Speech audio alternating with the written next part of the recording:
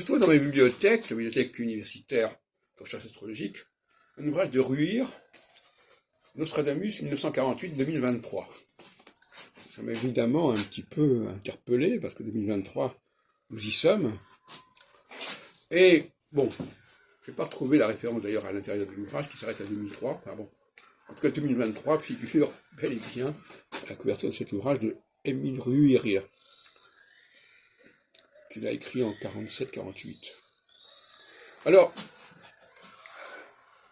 il parle beaucoup de l'antéchrist dans cet ouvrage-là, et notamment de la question du communisme. Dans ces années-là, 47-48, le communisme est extrêmement menaçant, et on a l'impression qu'il veut s'étendre à toute l'Europe, etc. Ce qui est intéressant, c'est deux points. D'abord, que Nostradamus a bel et bien écrit sur l'antéchrist, on ne le sait pas suffisamment.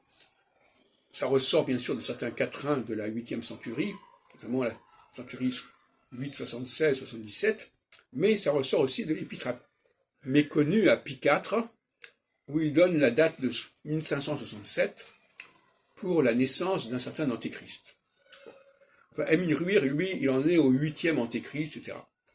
En tout cas, ce qui est certain, c'est que le climat de ces années 47, 48, etc., est un climat qui est marqué par le problème communiste.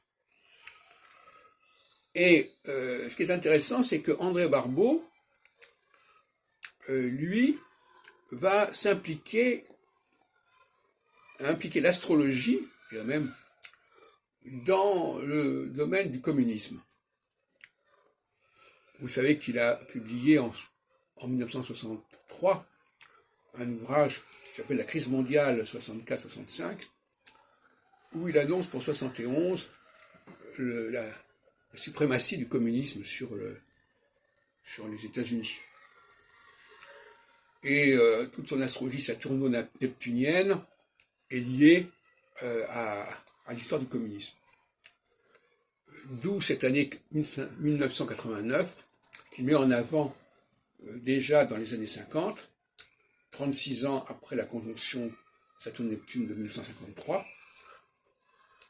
et qui aurait été censé, si on relit le contexte de cette époque chez Barbeau, censé annoncer le triomphe du communisme et de l'économie communiste.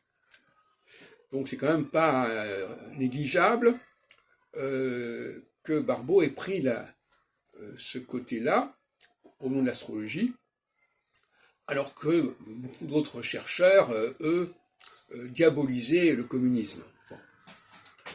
No comment.